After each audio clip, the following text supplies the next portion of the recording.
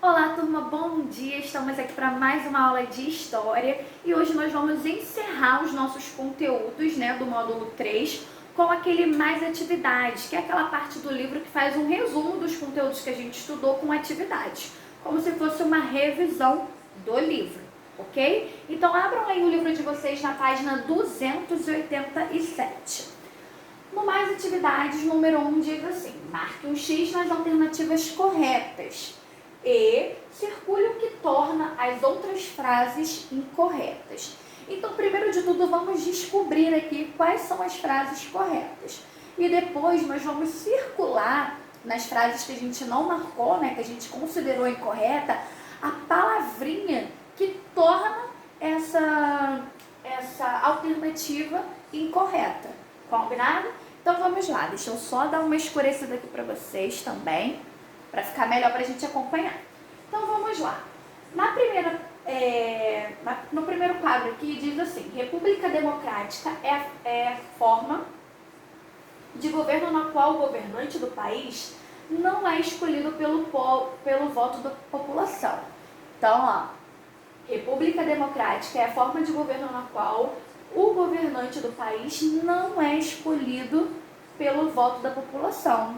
E aí, gente, no governo democrático, eles são sim escolhidos, pelo voto da população. Então, essa frase aqui, ela não está correta. Então, a gente não vai marcar um X nela. Na segunda frase, diz assim: no início da República, os grandes proprietários rurais, também conhecidos como coronéis, eles exerciam pouca influência na política local. Então, gente, os coronéis, eles tinham pouca influência ou eles tinham absoluta e muita influência, com os povos, com a política local ali, Lembrando que aqui, estamos falando do quê? Da política do café com leite, onde os coronéis lá, de Minas Gerais e São Paulo, eles tinham total domínio, não só eles da política do café com leite, mas aqui falando também sobre o voto do cabresto, onde os coronéis eles impunham, em quem as pessoas deveriam votar e até acompanhavam, caso eles desconfiassem que aquele voto não seria dado. Então aqui também é uma resposta incorreta, nós não vamos marcar porque os coronéis exerciam sim muita influência e não pouca, como diz aqui. No terceiro quadrinho diz: a transição entre Império e República pouco alterou as condições de miséria em que vivia grande parte da população brasileira. Sim, gente? Infelizmente, a transição entre o Império e República, onde o país deixou de ser governado pelo rei e pelo imperador, que era Dom João, e passou a ser governado por um regime de política, onde o povo elegia o seu governante, pouco alterou essa questão aí da miséria, Não mudou assim de uma hora para outra. Então, nós vamos marcar um X nessa opção, porque ela está correta. Na quarta afirmativa aqui, diz: o governo republicano fez diversas reformas no centro do Rio de Janeiro, com o objetivo de modernizar a cidade. E aí, gente, aconteceu mesmo essas reformas no Rio de Janeiro ou foi em outro lugar? Sim, Foi no Rio de Janeiro onde eles aí realizaram diversas modificações, a paisagem mudou, Sem contar que foi no Rio de Janeiro quando Dom João chegou e acabou expulsando as pessoas de suas moradias, no Rio de Janeiro, do centro do Rio de Janeiro, e elas acabaram tendo que procurar moradia em outros lugares mais afastados, dando início assim às comunidades. Então, sim, o governo republicano ele fez diversas mudanças, reformas, no centro do Rio de Janeiro, com o objetivo de modernizar, de deixar a cidade com cara de cidade europeia, tá bom? Então, vamos marcar um X aqui também nessa questão. No quinto quadrinho diz: em 1904, um movimento popular se formou contra a vacinação obrigatória que combatia a varíola. E aí, gente, eles fizeram esse movimento mesmo contra a vacinação da varíola?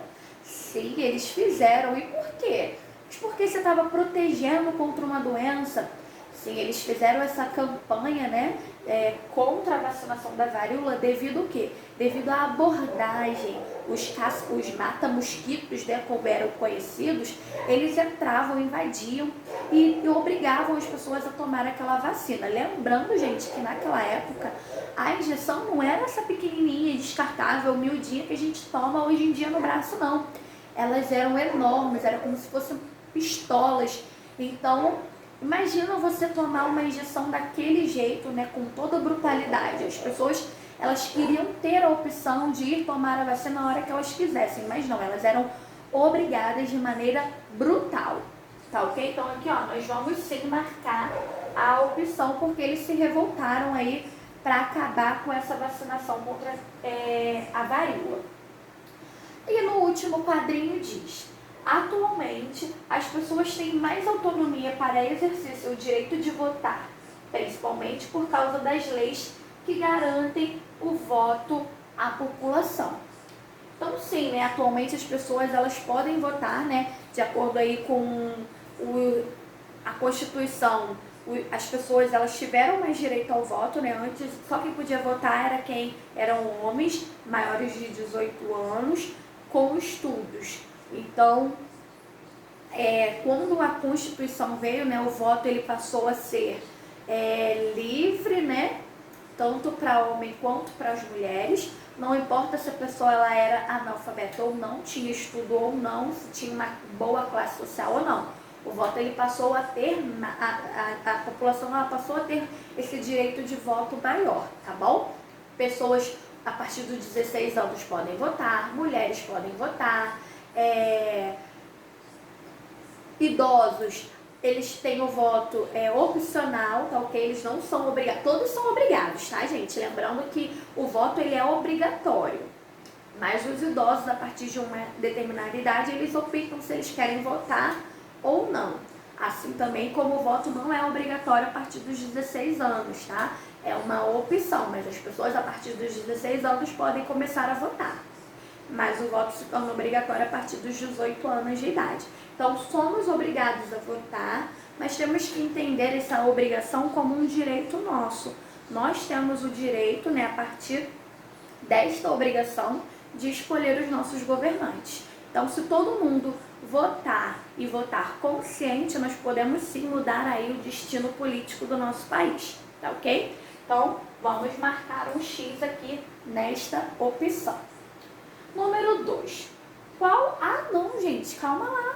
Nós vamos agora circular o que torna essas duas frases aqui erradas. Então, vamos lá.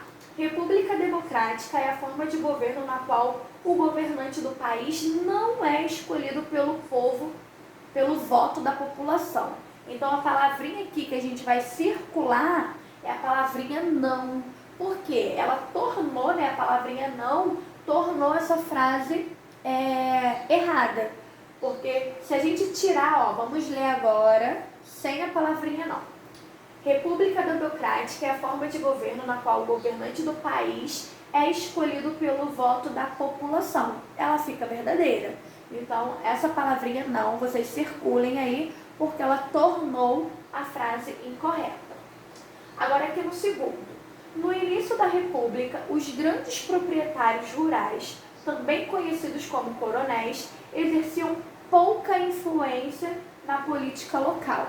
Bom, a gente viu aí que os coronéis eles exerciam sim influência política. Então a palavrinha, né, que está tornando essa frase incorreta aqui é a palavra pouca. Então vamos ler agora sem essa palavra para ver como que a frase ficaria. No início da República, os grandes proprietários rurais, também conhecidos como coronéis, exerciam influência na política local. Então, ó, desse jeito, né, sem a palavrinha pouca, a gente torna a frase correta. Então, ó, não se esqueçam, vamos marcar um X aqui na terceira, quarta, quinta e sexta opção. Na primeira e na segunda, que são as frases incorretas, nós vamos circular. Na primeira, palavrinha não, e na segunda, palavrinha pouca, ok? Agora sim, vamos para o número 2. O número 2 diz assim: qual assunto deste capítulo você mais gostou de estudar? Escolha um dos temas e escreva uma frase sobre ele. Então aqui nós temos uma resposta pessoal. De todos os temas que nós estudamos no módulo 3, né, ou seja, no terceiro bimestre, qual foi o assunto que você mais se interessou? E aí, foi política do café com leite. Então, você vai escrever política do café com leite e na linha de baixo você vai falar uma frase que resuma, né, a política do café com leite, tá ok? Então, resposta pessoal. Vamos agora para a próxima página, a página 288, que é a última página aí da nossa atividade do livro, tá ok? Número 3. Ligue as datas da linha do tempo abaixo com a descrição correta dos eventos ocorridos. Então aqui, olha, nós temos uma linha cronológica, né, com os anos, com a escrita de alguns anos, né? O primeiro aqui é 1930, depois é 1934, depois 1937, 1939 e por último 1943. Então aqui nós temos a linha cronológica. E esses balãozinhos que são os eventos ocorridos na história. Nós vamos fazer o quê? Nós vamos ligar cada evento à sua data de acontecimento. A sua data não, ao seu ano de acontecimento. Tá ok? Então vamos lá. Vamos começar aqui pelo ano de 1930. Vamos lá, o que aconteceu em 1930? Primeiro vamos ler todos os acontecimentos. O primeiro aqui diz assim: publicação da nova Constituição do Brasil, que incluiu o direito de voto feminino. Depois aqui, Getúlio Vargas fecha o Congresso e institui o período conhecido como Estado Novo. O outro fato ocorrido foi o quê? A criação do Departamento de Imprensa e Propaganda, o DIP, que produzia a publicidade oficial do governo de Vargas. Aqui tem o início, tem início no Brasil o governo de Getúlio Vargas, que toma o poder por meio de um golpe. E por último, Getúlio Vargas oferecia a consolidação das leis de trabalho. Então vamos lá, vamos agora ligar, né, cada fato ao seu ano de acontecimento. Então o primeiro fato aí do ano de 1930 foi o quê? Tem início no Brasil o governo de Getúlio Vargas, que toma, né, o poder por meio de um golpe, né? Eles fizeram as eleições lá na política do café com leite, São Paulo e Minas Gerais, onde Júlio Prestes era político de um lado e Getúlio Vargas de outro. Então, nas eleições, Júlio Prestes venceu, porém, né, eles, insatisfeitos com o resultado, disseram que Júlio Prestes tinha cometido fraude nas eleições. E não foi bem assim, né? Então, as pessoas acreditaram, a população acreditou e tiraram Júlio Prestes do poder, tomando assim Getúlio Vargas, se tornando assim o presidente naquela época. Então, na verdade, quem aplicou um golpe ali, né, quem cometeu uma fraude, foi Getúlio Vargas. Então, esse fato aqui ocorreu em 1930, vocês vão ligar. Agora, o segundo fato da história que aconteceu aqui em 1934 foi o quê? Foi a publicação da nova Constituição do Brasil, né? Que incluiu o direito do voto feminino. Então, esse aqui foi o segundo evento da história, tá ok?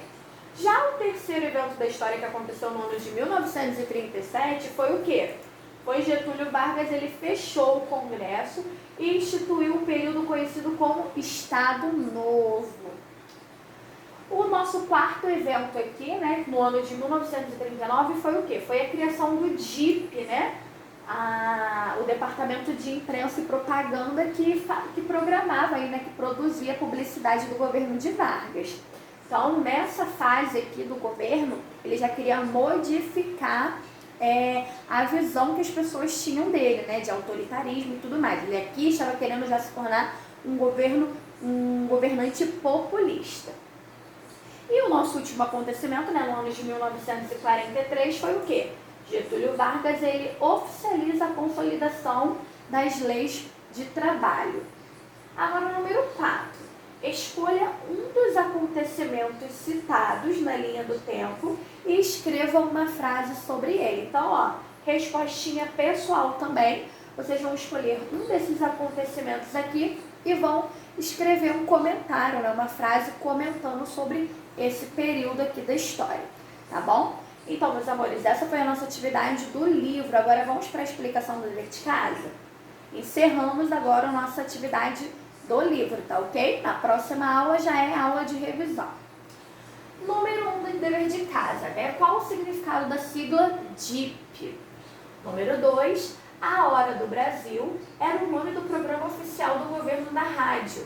O que era divulgado nesse programa? Vocês vão escrever aqui, né? Qual era o objetivo e o que eles divulgavam na programação da rádio. Número 3, relacione de acordo com a definição correta os conceitos ditadura e democracia. Então vamos lá, A para ditadura, B para democracia. Então, ó, regime político em que a população tem participação política e há liberdade de expressão, e o outro é forma de governo autoritário que não respeita os direitos e a liberdade dos cidadãos. Vocês vão ver qual definição se encaixa aqui para ditadura e democracia. E vão escrever letra A ou letra B. Número 4, o que é populismo, né? Populismo era o quê? Aquele sistema de governo onde o governante ele cria medidas, né, para agradar o povo, mas na verdade ele está atendendo a outros tipos de interesse.